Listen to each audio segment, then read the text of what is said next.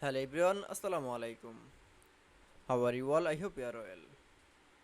Welcome back to my channel in this new video. Today's video, how to make Marcel in Microsoft Excel. So let's started. At first, open your Excel document. Firstly, then I show this area border. This border is Marcel in Microsoft Excel. Firstly, select your then you can see select your any border. Now this border is Marcel in going to the home menu option. Now click for the Mars and center option. Now click for the Marcel option. That's okay. Then again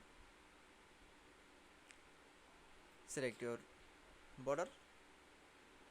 Then this border is Marcel in going to the home menu option. Now click for the center and Mars option. Now click for the Marcel option.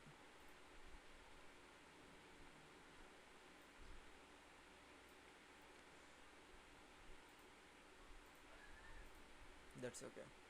Then I show the make Marcel in Microsoft Excel. I hope to enjoy the video. Please like, comment, share and subscribe my channel. Thanks for watching my video.